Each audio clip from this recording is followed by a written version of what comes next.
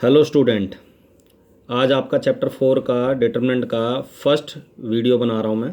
ठीक है, first class ले रहा हूँ, स्टार्ट कर रहा हूँ नया चैप्टर। थर्ड चैप्टर मैंने कंप्लीट करवा दिया था। कोई भी डाउट है, प्रॉब्लम है थर्ड चैप्टर में, वो मेरे से डिस्कस कर लेना व्हाट्सअप से। ठीक है, और एक रिक्वेस्ट और है बेटा, जिन भी बच्चों को कंटिन्यू ट्यूशन ज्वाइन करना है, कंटिन्यू वीडियो देखनी है, कंटिन्यू रखना है, वो सभी बच्चे अपनी फ़ीस सबमिट करवाना। जो पहली इंस्टॉलमेंट है फ़ीस की 2,000 रुपये, वो जमा करवाना बेटा। ठीक है, चलो आज स्टार्ट करते हैं आपका 4 चैप्टर डिटरमिनेंट। ठीक है, डिटरमिनेंट क्या होता है, व्हाट इज़ ए डिटरमिनेंट। हमने लास्ट चैप्टर में पढ़ा था मैट्रिक्स। मैट्रिक्स में क्या होता है कि हम नंबर्स को रेक्टेंगुलर फॉर्म में अरेंज करते हैं। अगर मैं पूरी एक किसी मैट्रिक्स की बात करूं कि ये एक मैट्रिक्स है 4 3, मान लो कोई भी एग्जांपल लेते हैं हम, इस मैट्रिक्स की वैल्यू जो है 20 के बराबर है, 10 के बराबर है, पूरी कंबाइंड वैल्यू, तो ऐसा नहीं होता। किसी भी मैट्रिक्स की कोई वैल्यू नहीं होती। क्लियर है। लेकिन डिटरमिनेंट जो होता है उसका मतलब होता है एक एक नंबर जिसे हम एसोसिएट करते हैं किसी भी स्क्वायर मैट्रिक्स के साथ। तो डिटरमिनेंट में दो बातें क्लियर हैं, इंपॉर्टेंट है। एक तो ये एक नंबर होता है। नंबर मीन्स कि किसी भी डिटरमिनेंट की एक वैल्यू होगी, नंबर है तो वैल्यू होगी उसकी, और एक स्क्वायर फॉर्म में होगा। मतलब कि केवल स्क्वायर मैट्रिक्स को ही, अब जैसे ये स्क्वायर मैट्रिक्स है, इसको अगर मैं कहता हूँ कि ये इसको डिटरमिनेंट में कन्वर्ट कीजिए, तो मैं इसको डिटरमिनेंट के सिंबल में इसे इस तरह से लिख दूंगा अगर मैं, तो ये एक नई वैल्यू आ गई। इन दोनों में फ़र्क है, ये मैट्रिक्स है और ये डिटरमिनेंट है। बट इस मैट्रिक्स के साथ ये नंबर क्या है, संबंधित है, एसोसिएटेड है। तो ये एक नंबर होता है। डिटरमिनेंट एक नंबर होता है, इसकी वैल्यू होगी, मैं बताऊंगा आगे जाके कि कंबाइंड वैल्यू होती है डिटरमिनेंट की।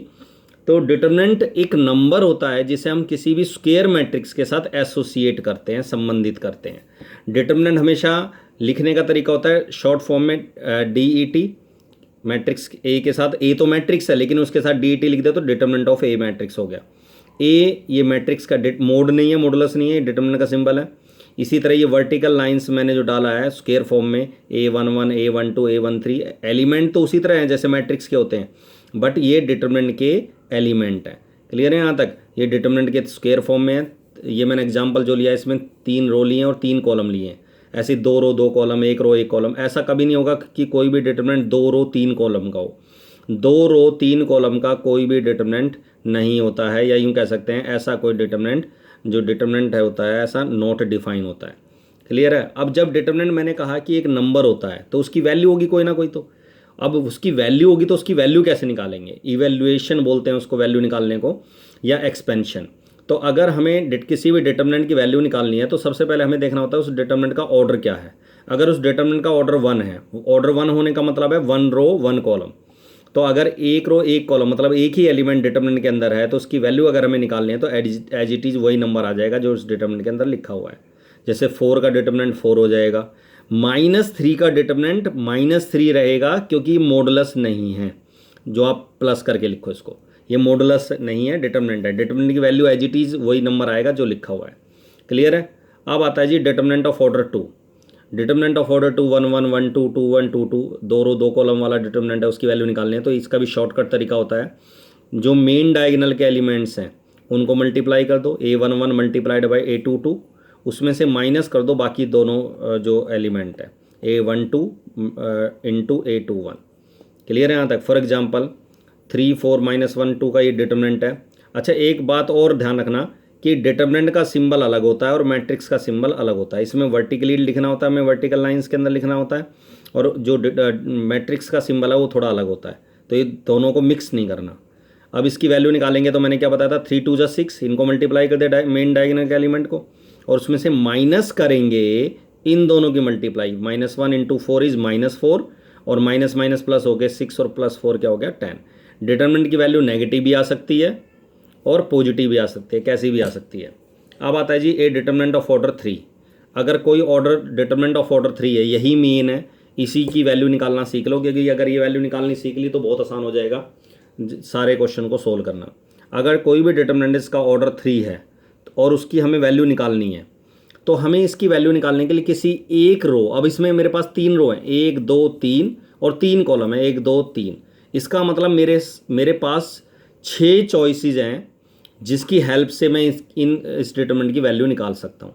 इसका मतलब कभी भी किसी डिटर्मिनेंट ऑर्डर 3 वाले डिटर्मिनेंट की वैल्यू निकालनी है या ऑर्डर 4 वाले डिटर्मिनेंट की वैल्यू निकालनी है, हायर ऑर्डर डिटर्मिनेंट की वैल्यू निकालनी है। हमारे सिलेबस में तो ऑर्डर 3 तक ही है केवल, लेकिन अगर ऑर्डर 3 या 3 से ज़्यादा की कोई भी डिटर्मिनेंट उसकी वैल्यू निकालनी है तो उसका तरीका होता है कि किसी भी एक रो की हेल्प से या किसी एक कॉलम की हेल्प से उसकी वैल्यू निकाली जाएगी। जैसे मैंने इस एग्जाम्पल में फर्स्ट रो के एलिमेंट्स का यूज़ कर रहा हूँ, मैं फर्स्ट रो का की हेल्प ली है मैंने। फर्स्ट रो का जो फर्स्ट एलिमेंट है A11 वो लिखा, मल्टीप्लाई करूँगा उसको मैं A11 जिस रो और कॉलम में है, इन दोनों को डिलीट कर दो, हटा के इन दोनों को डिलीट करके जो हमारे पास ये जो 4 एलिमेंट बचे, इन चारों का डिटर्मिनेंट, मतलब फर्स्ट एलिमेंट को मल्टीप्लाई करूंगा मैं एक ऐसे डिटर्मिनेंट के साथ जो उस रो और कॉलम को डिलीट करके मिलेगा हमें जिसमें वो एलिमेंट लिखा हुआ है, A11 लिखा हुआ है। तो A11 के साथ मल्टीप्लाई कर दिया ऑर्डर 2 वाला डिटर्मिनेंट। कैसे मिला ऑर्डर 2 वाला डिटर्मिनेंट?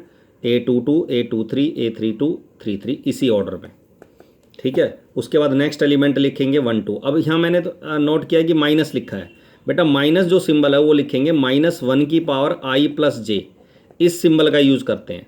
मीन्स अगर मैं फर्स्ट एलिमेंट के आगे मैंने प्लस लिखा है, ये पॉजिटिव लिखा है, वो इसलिए लिखा है क्योंकि -1 की पावर इस I1 है J1 है, तो 1 + 1 इज़ 2 और -1 का स्क्वायर क्या होगा? +1, तो ये प्लस आएगा। लेकिन इसकी पोजीशन के हिसाब से ये है जी 1 + 2, पोजीशन इसकी 1 + 2 है, I1 है और J2 है, तो 1 + 2 क्या हो गया? 3। और आप सभी जानते हैं -1 की पावर ऑड पावर होती है तो क्या आ जाएगा? नेगेटिव।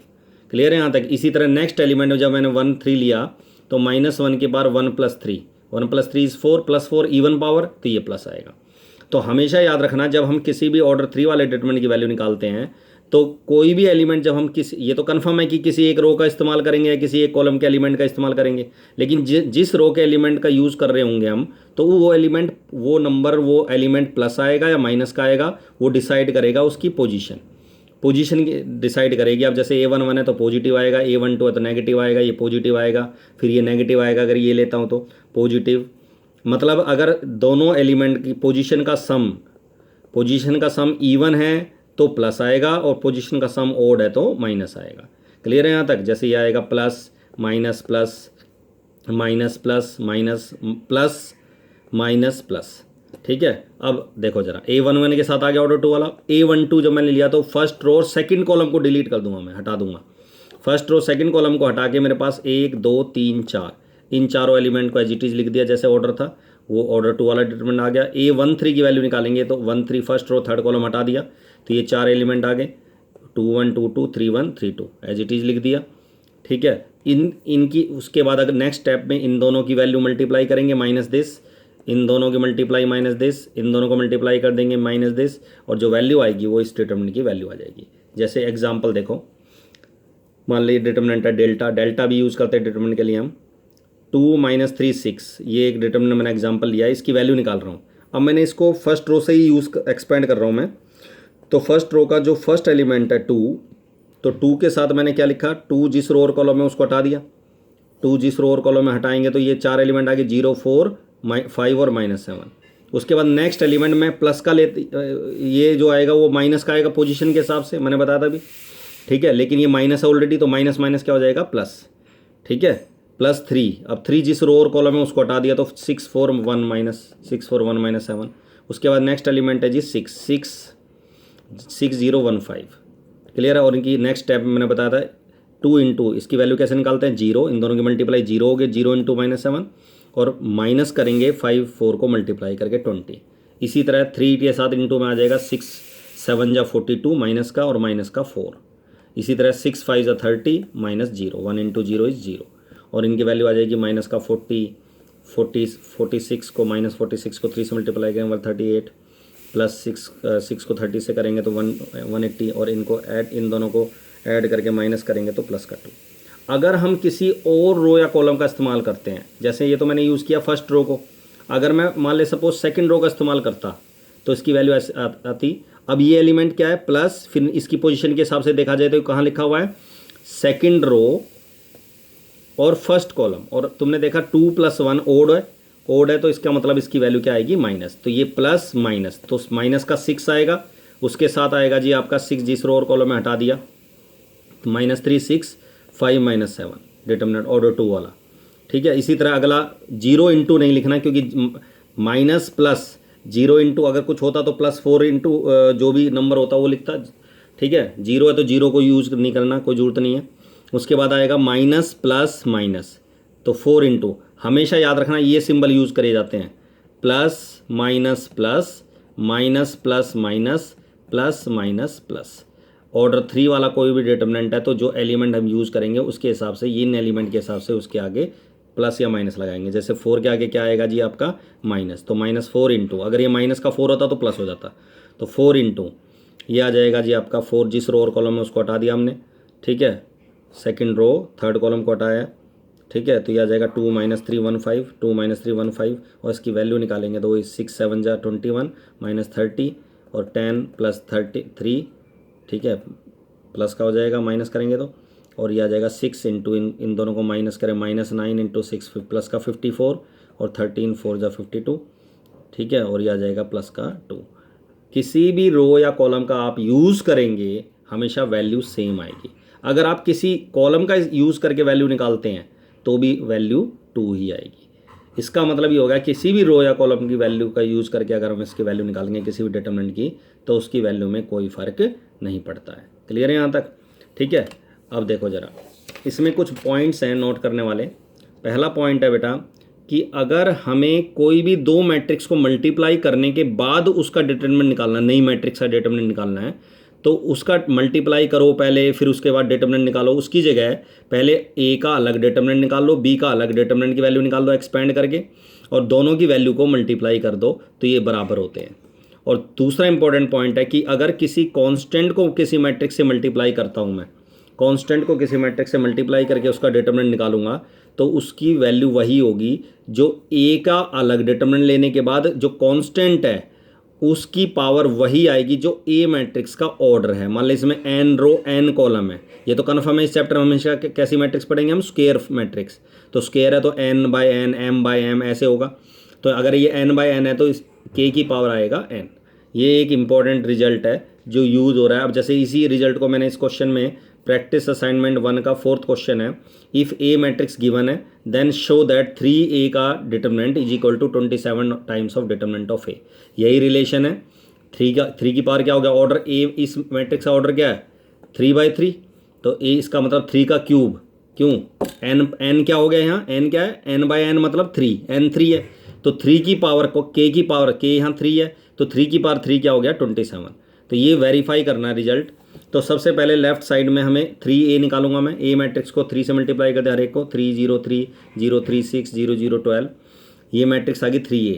इस मैट्रिक्स को कन्वर्ट करना होता है डिटरमिनेंट के अंदर जब हम डिटरमिनेंट की वैल्यू निकालेंगे। तो वर्टिकल लाइन डालेंगे, सिंबल डालेंगे डिटरमिनेंट का 303, उसकी वैल्यू निकालेंगे। अब जैसे इसमें मेरे को लग रहा है उस रो और कॉलम का यूज़ करना सबसे आसान होता है जिसमें मैक्सिमम 0 हो। जैसे या तो थर्ड रो का इस्तेमाल करो इसकी वैल्यू निकालने के लिए, या फर्स्ट कॉलम का। तो अगर मैं फर्स्ट कॉलम का इस्तेमाल करता हूँ तो प्लस का 3 इंटू 3, जिस रो और कॉलम में हटा दिया तो 3 6 0 12, और 0 -0 + 0 लिखने की जरूरत नहीं है, ठीक है। तो यही वैल्यू आ जाएगी, तो आ जाएगा 36 - 0, तो 36 को 3 से मल्टीप्लाई करेंगे 108, ठीक है। इसी तरह अगर हम निकालेंगे राइट हैंड साइड में डिटरमिनेंट ए की वैल्यू निकाली मैंने, पहले इसको एक्सपेंड करा, वही 1 इंटू 1, जिस रो और कॉलम में उसको हटा दिया, ठीक है। तो ये 4 का डिटरमिनेंट आ गया, तो ये आ गया 4 - 0 दैट इज़ 4 आ गई इसकी वैल्यू, और इसके 27 टाइम्स ऑफ डिटरमिनेंट ए की वैल्यू क्या आ जाएगी 27 टाइम्स ऑफ 4, और 4 से मल्टीप्लाई करेंगे तो ये 28 108, तो ये दोनों बराबर आ गए। तो ये जो मैंने आप तक आपको बताया ये आपका था जी वैल्यू, किसी भी डिटरमिनेंट की वैल्यू कैसे निकालते हैं। क्लियर है यहाँ तक। अगला टॉपिक जो होगा उसके अंदर करवाऊँगा एरिया ऑफ ट्राइंगल निकालना, ठीक है। इस चैप्टर को कंटिन्यू करेंगे। क्लियर है, चलो दैट्स ऑल।